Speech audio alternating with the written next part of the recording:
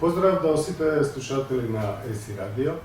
Вие сте со емисијата Шах со Јувишан Доловски. На 14 февруари оваа година почина легендарниот шахист Борислав Бора Ивков. Бора Ивков роден на 12 ноември 1933 година, 88 годишен, врвен велемајстор, би рекол. Бора Ивков на 10 години практично почнува да игра шах, релативно касно, но како и секој голем талент, многу брзо напредува и веќе на 14 години, 1947 година, станува младенски шампион на Белград. Само 2 години подоцна ќе стане и шаховски мајстор на 16 години, а веќе 2 години потоа, на 18 годишна возраст, ќе биде првиот младенски светски юниорски првак. 1951 година во Бирмингем, Англија, убедливо ќе го освои првото место и ќе стане младенски светски првак. Многу близко беше да го одбрани насловот 2 години покасно, но не успеа во тоа. Како и да е, 1954 година станува интернационален мајстор, а веќе една година покасно, 55 година, на 22 годишна возраст, Бора Ивков станува велемајстор. И тоа не само што станува велемајстор, туку 50-тите години, особено втората половина, 60-тите и до, рече се, крајот на 70-тите години, тој ќе биде во меѓу најдобрите светски шахисти. На што се должи неговата долговечност и така успешна кариера? На тоа што Бора Ивков е исклучително талентиран шахист, значи практично без тајни во шаховската игра и по својот стил наликува на некои од светските шампиони, најмногу наликува на смислов. Значи, такво едно чувство за позиција, такво едно чувство и за динамика и за се. Единствен негов проблем, да речеме, е тоа што иако цел живот бил професионален шахист, а немал професионален однос кон шахот. Имено, како човек со многу интереси, со голема ерудиција, со високо образование, никогаш не е посветил доволно време на работа на шахот, би рекол, главно подпирајќи се на својот талент, но и тој талент, таков талент, како што го имал, значи ќе доведе до тоа да тој биде 3 пати шампион на Југославија, тогашната Југославија, значи прв пат во 58-та година, заедно со Григорич, и 1963 година со Удовчич и 1972 година сам. Но уште 50-тите години велам, тој се етаблира како втори југословенски шахист, веднаш по Светозар Григорич, кој што во тоа време меѓу 10 најдобри во светот, и помеѓу 64-та и 79-та година, значи во еден период од 15 години, тој 5 пати ќе настапи на меѓузонските турнири. Меѓузонските турнири, нели се еден од главните исчекори за продолжување на борбата и за борба за светската титула. Значи 64-та година ќе успее да помине во мечевите на кандидатите, но во четвртфиналето ќе изгуби од големиот дански шахист Бент Ларсен во четвртфиналето при разлика. Значи сепак на 64-та година тој уште настапува и 1967-та, значи наследниот, па 70-та наследниот, 73-та, така 4 во низа и последниот меѓузонски турнир го игра 1979 година. Инаку Бора Ивков од 1956 година до 1980 година тој игра за репрезентацијата на Југославија на 12 олимпијади. Тогаш Југославија беше втора главна шаховска сила во светот зад Советскиот сојуз, кој што беше неприкосновен, и од тука 6 пати е освоилаш на сребрениот медал со репрезентацијата на Југославија, 4 пати бронза, исто така и унгарската репрезентација, па и американската во некои моменти, значи конкурира практично со Југославија за второто место или за сребрениот медал, но 1962-та на Олимпиадата 1964 година тој е најдобар на својата табла, значи индивидуално злато на својата табла. Исто така учествува 5 пати на екипното првенство за Југославија. 1970 година во Белград во оној историски меч помеѓу Советскиот сојуз и останатиот дел од светот, односно нели ќе настапи за остатокот од светот на 10-тата табла, каде што ќе игра со уште еден легендарен шахист со Паул Керес. На 10-тата табла ќе загуби 3:1, но ќе каже дека му било чест да игра со големиот джентлмен Паул Керес. Инаку Бора Ивков исто така победува на многу меѓународни турнири, 50-тите години во Буенос Ајрес, во Мар дел Плата, во Сантијаго, Чиле, Бевервајк 61, Загреб 65-та голема победа, Амстердам 74-та и така натаму многу големи резултати и одлична игра се разбира, но неговата долга шаховска кариера ќе да речеме круниса 2006 година кога ќе стане сениорски европски шампион.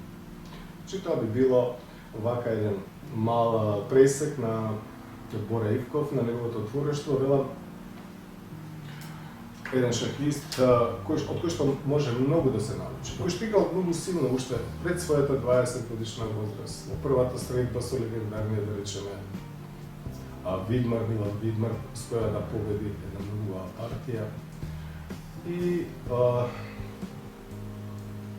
моето искуство со Бора Ивков беше кога бев дете, татко ми постојано ме носеше на Скопската шаховска олимпијада 1972 година, а Бора Ивков таму беше настапуваше за југославенската репрезентација на втората табла, веднаш зад Светозар Григорич, а пред Љубоевич, Матанович, Матулович и тогаш втора резерва беше Рукавина. И многу добро помнам, например, во возбудливиот меч помеѓу СССР и Југославија на дерби меч, каде што Југославија загуби минимално 2,5:1,5, Љубоевич загуби смислот на третата табла, но затоа Бора Ивков на втората табла против легендарниот Виктор Корчен со црни фигури во каталонско отварање без особени проблеми направи реми. И воопшто инаку една интересна имав случка во 2000 година во заврши турнирот во ВКЗ, каде што Ивков играше на резервниот турнир, на кој што настапував јас, но по турнирот во еден момент во Амстердам негде тука имаше нека цвеќерница и гледам еден господин во капут, безпрекорно облечен, и тоа се бел шал, шапка и така натаму. Кој е господин што купува цвеќе, малку се приближи да видам отстрана и викам токму Бора Ивков. Бора Ивков, кој што секогаш имал голема славост кон поубавиот парничниот пол и секако купувал цвеќе да речем да испочитува некоја дама или така натаму. Човек кој што велам многу сакал и музика, и спорт, и уметност, и театар, но и човек кој што исто така напишал многу интересни книги. Да речеме, во последно време со моите ученици од Детскиот културен центар Карпош многу често учиме од неговата книга Моите 60 години во шахот, која што например исто изворена шаховска книга, каде што има многу интересни да речем позиции, типови на позиции, завршници, партии, настани, турнири и така натаму, каде што Бора Ивков многу искрено, многу интересно пишува и која што наистина таа книга е одлично шаховско четиво за генерација, за сите генерации за шахисти, рекол, и за особено за помладите, значи многу поучна книга. Тоа е само една од неговите многу книги. Значи и тука Ивков има голем успех, инаку имал успехи као селектор на машката и на женската југословенска репрезентација, подоцна српска репрезентација и така натаму. Глобтротер, кој што го пропатил светот многу пати, токму благодарение на шахот, кој што особено уживал кога бил во Јужна Америка da rečemo Argentina, Čile, Venezuela, prosto nema, na Kuba nekoliko pati, na Kuba 6. godina, koga Svislav pobedila, той gubi partija od glavният аутсайдер totalno dobijena и во последно коло не сака да ремизира и таа ја губи и на крај не станал прв, иако цело време води, прикажува одлична игра и одлични победи меѓу другите и против легендарниот Боби Фишер. И така натаму за Бора Ивков може многу да се зборува, многу да се говори, но време е можеби да поминеме на демонстрацијната табла и да погледнеме две негови одлични партии.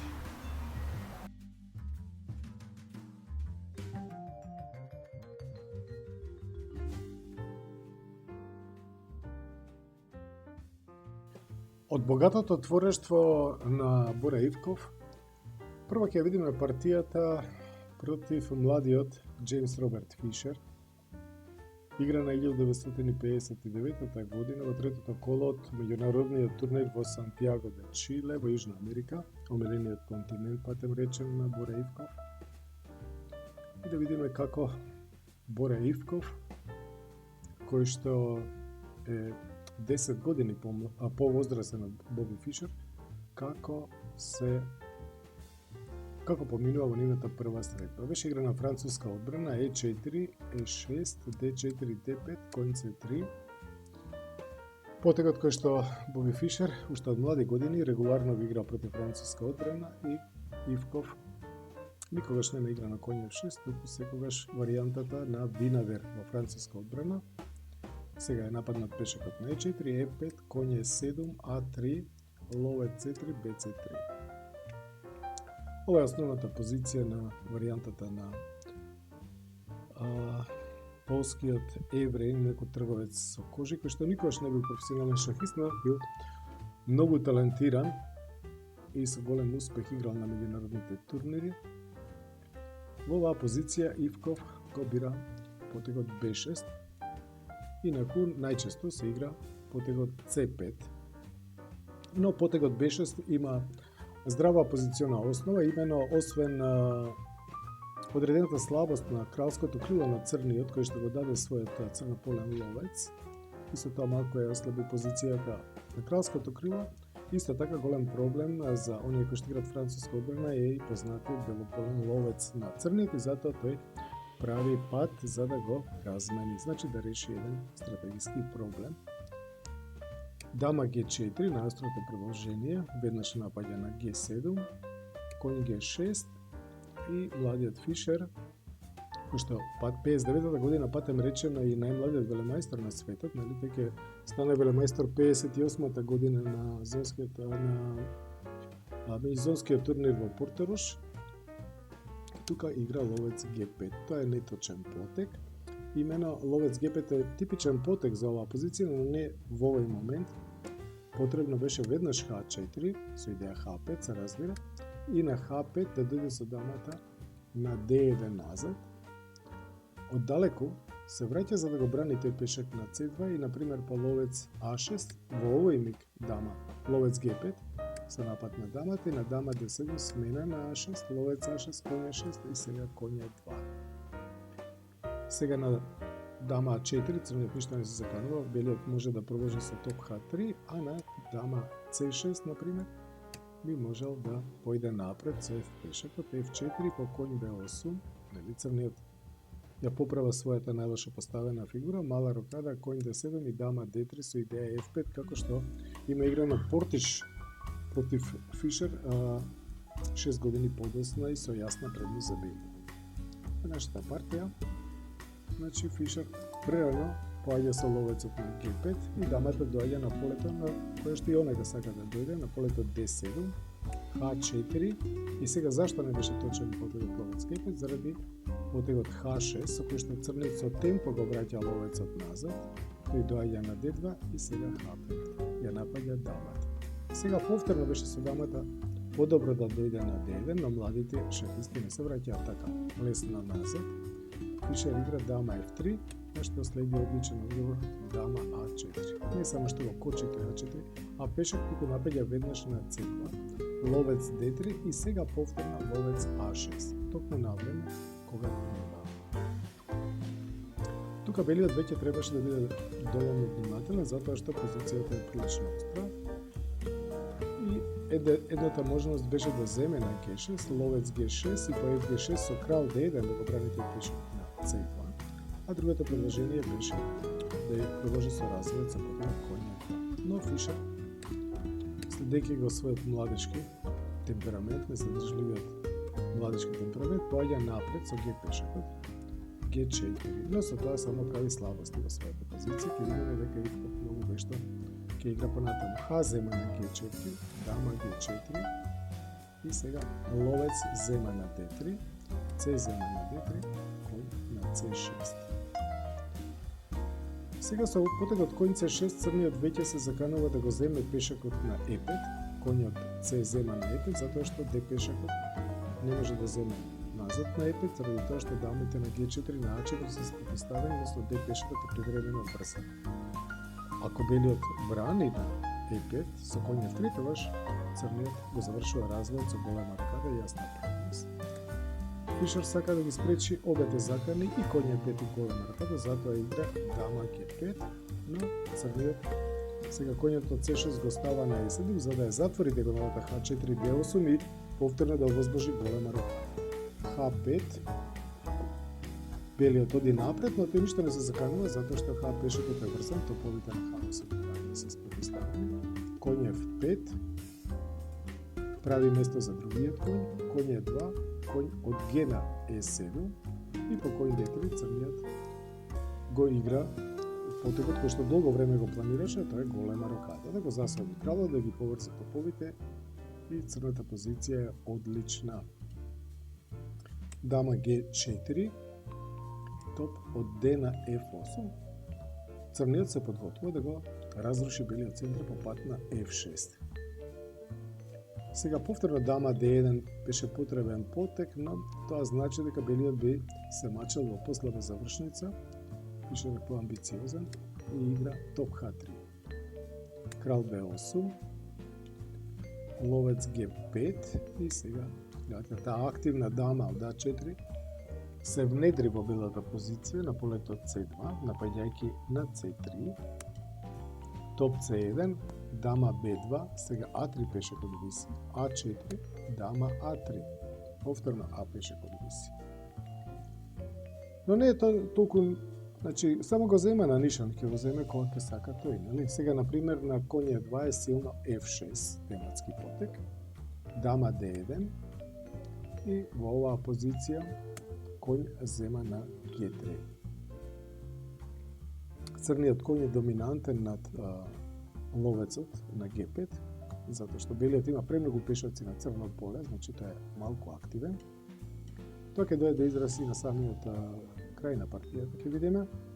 Сега што која фигура да ја земе белиот? Доколку земе на E7 да се ослободи од својот лош ловец, тогаш дама E7 и сега ако FG3, тогаш дама G5 гледате.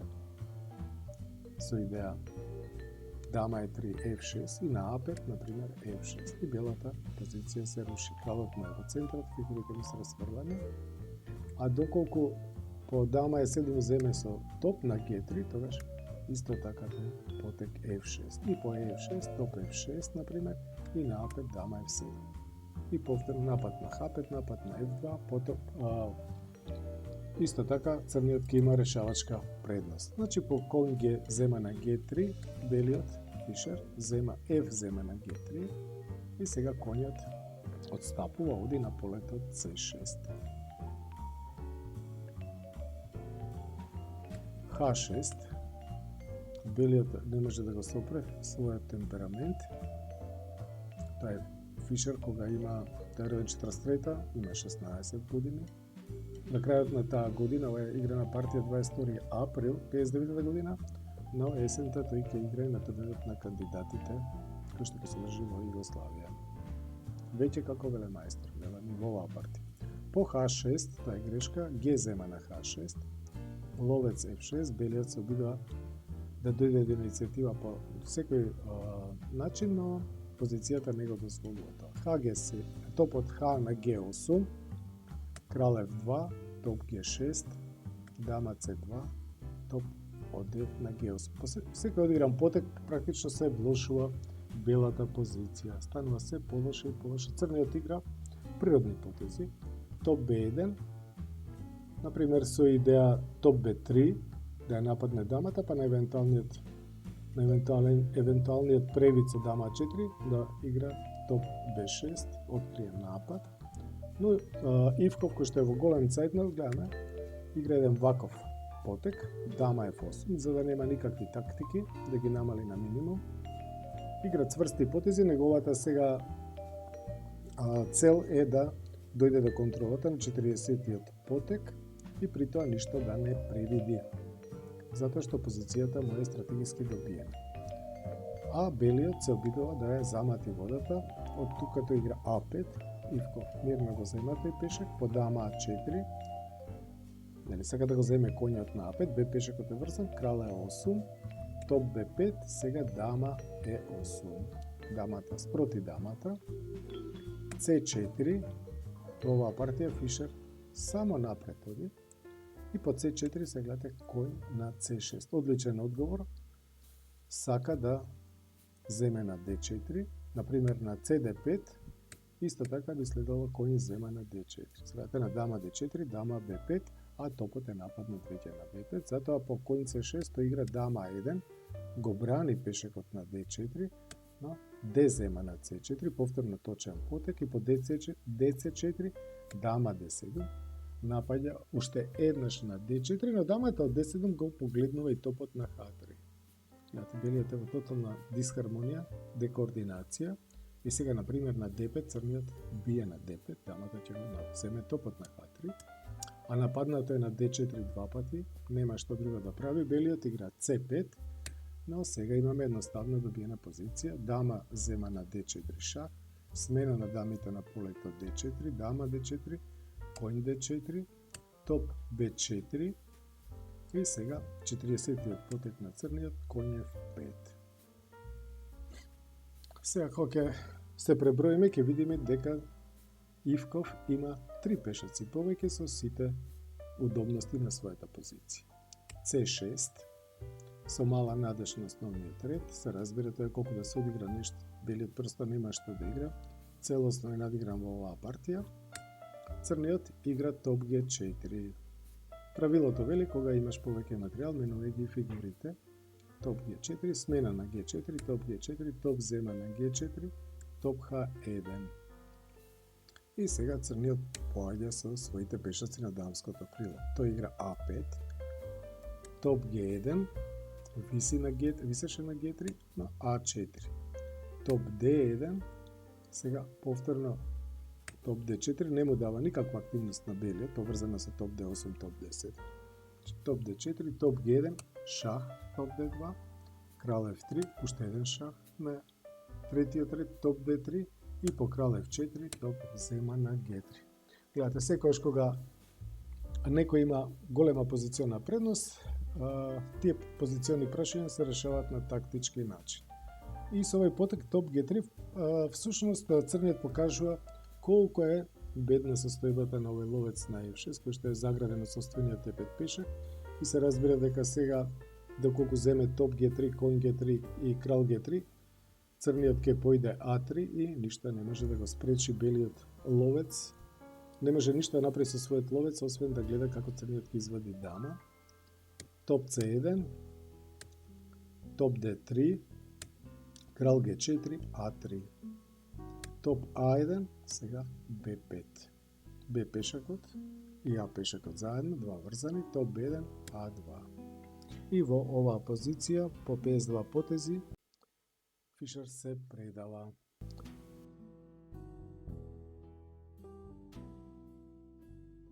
Одличниот старт на меморијалот на Капабланка. Меморијалот на Капабланка, кој што на Куба се одржува долги низи години. Значи, кубанците многу држат до својот светски шампион. Тој беше третиот светски шампион во историјата на шахот по Вилијам Штајниц и Емануел Ласкер. И во негова чест Кубанската шаховска федерација секоја година одржува меморијал на Капабланка, а 60-тите години тие беа особено престижни турнири. Така, Борислав Ивков против Васили Смислов, партија играна во 6-тото коло на 1 септември 1965 година. D4, D5, C4, C6. Словенската одбрана е една од омилените отварања на Васили Смислов. Во тој миг веќе поранешен светски шампион, имено Васили Смислов, беше шампион од 57 до 58 година. Конј F3, конј F6 и сега C зема на D5. Тоа е така наречената варијанта на замена во словенска одбрана. C зема на D5, конј C3, конј C6, ловец F4.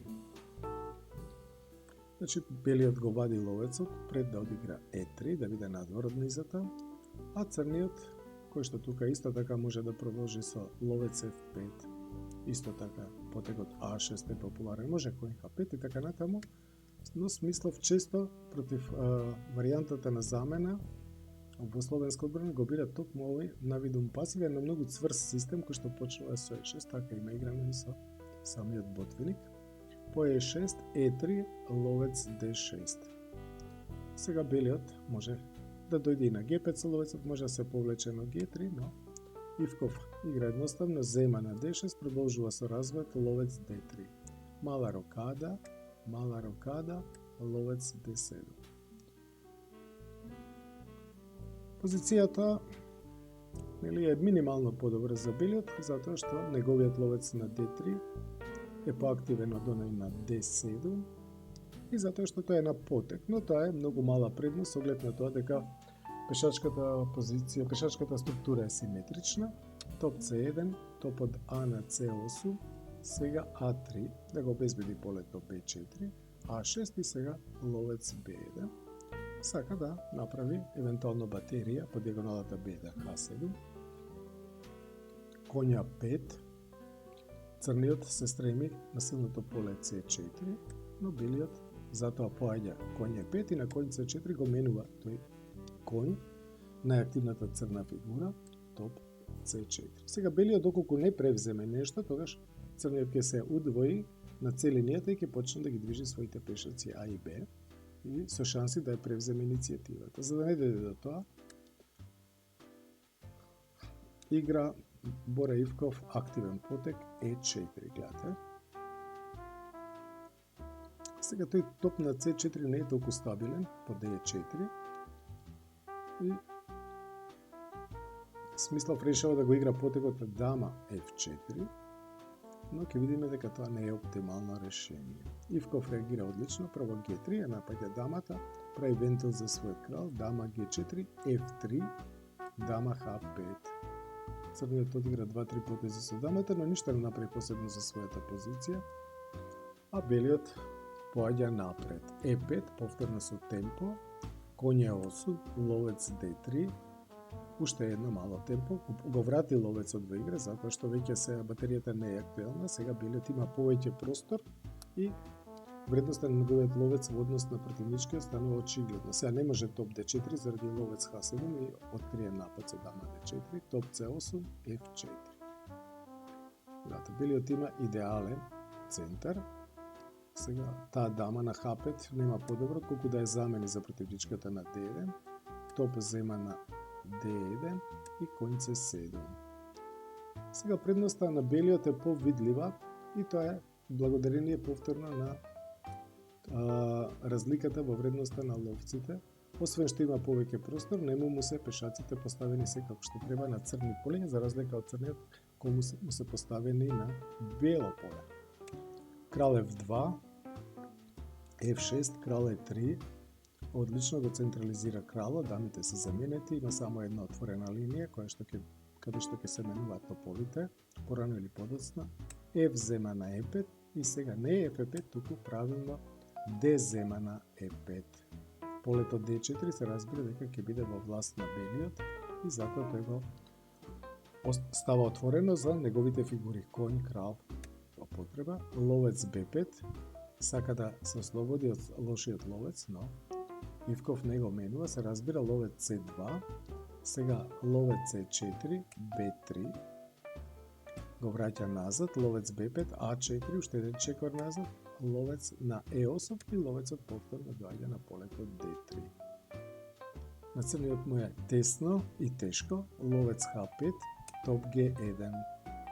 Потенцијално белиот може да направи слободен пешак на кралското крило, топот на G1, сака да го подпомогне порано или подоцна потегот G4, топот F на D8 со идеја D4, тоа се спречува со кралот лично го спречува тој пробив, значи крал D4, сега ловец G4, воспротивно белиот ќе играше G4, топ C2, сега гледате белиот има повеќе простор, подобра позиција и има време да маневрира, додека црниот мора внимателно со обете очи да пази и да не направи некаква грешка, иако позицијата би рекол дека тука веќе е стратегиски добиена за белиот. Тој просто нема контраигра, многу е пасивен и нема простор. Конја 8, топ од G на C1, G6, A5, ја фиксира структурата B7, A6 за секакви видови на завршница, крал F7 и сега конј на A4. Не само што ја фиксираше со претходниот потек, туку конјот, гледате, дојде на A4 и воопшто сите црни полиња на таблата се во власт на белиот. Полето B6, полето C5, топ зема на C2, топ зема на C2, ловец F5 и сега конј B6. Гледате, сега белиот, црниот успеа да ги замени по ловец F5 и сега ловец D3, крал D3 ловците, но за тоа време белиот успеа многу, го постави својот конј на B6, го зема полето D7 и C8 на црниот топ, тоа значи дека ќе биде апсолутен господар по целинијата. И тој и понатаму е подготвен да засилува својата позиција. Црниот се обидува очајнички со потегот G5.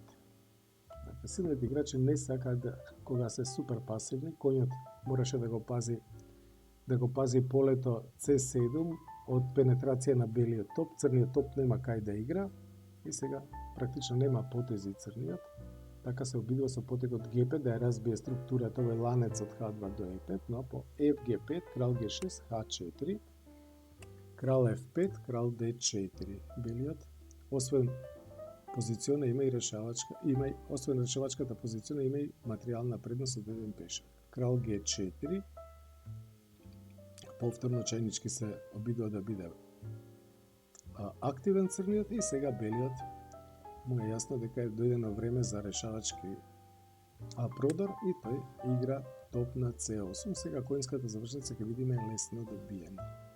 Топ C8, коњ зема на C8 со идеја коњ D6 со напад на коњот, кој што не може да биде променет на D6 и напад на B7. Затоа коњ G7, коњ D6 C1, коњ F5. Крал на C5, се разбира не сега коњ F5, F5 и понатаму крал G3 и да има слободен пешак противникот, туку крал C5, коњ G3 и сега B4. Гледате, тие пешаци на дамското крило, првенствено А пешакот ќе промене во дама. Коњ E4, шах, крал D4, коњ D2. Сега коњ B7, коњ F3, крал C5, коњ зема на E5 и сега многу техничен потек.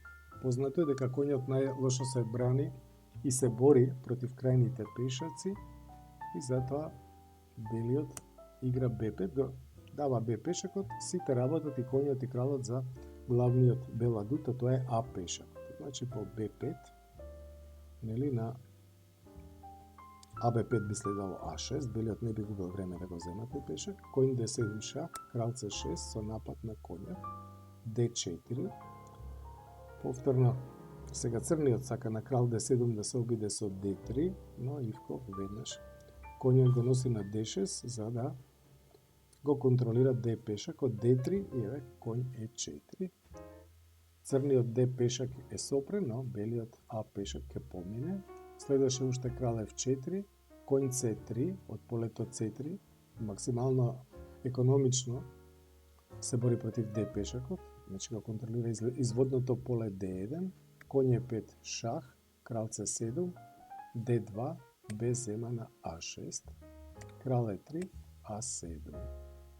Крал D3, конј D1, крал C2 и А8 дама, последниот 59-ти потек во оваа одлична позициона партија на Ивков, кој што трагично подоцна нема да го добие овој турнир, иако играше сјајно, заради тоа што ќе ја загуби предпоследната партија од последниот на табелата, кога ќе направи страшен превид мат во два потези во цетнат, во сосема добиена позиција, а потоа нема да сака да ревизира последната против австријскиот велемајстор Обач, па ќе ја загуби и таа, и така ќе загуби и само чисто прво место, но и делба на првото место. Верувам дека изборот на партиите ви се допадна, почитувани слушатели на ЕСИ Радио. Значи тоа беа мојот избор за сеќавањето на Бора Ивков, на еден голем шахист, чиј што пик беше практично во 60-тите и во 70-тите години, но исто така тој играше многу силно и во 50-тите. А на почетокот на 50-тите, 51-та година, на првото младинско светско првенство, токму Бора Ивков стана младински светски шампион. Тоа би било се, почитувани слушатели на ЕСИ Радио. Верувам дека го привлековме вашето внимание со портретот на легендарниот српски шахист Бора Ивков, кој што, да повторам, на 14 февруари не напушти во својата 89-та година од животот. Вие бидете и понатаму со нас, ја следевте емисијата Шах со Иван Шамановски.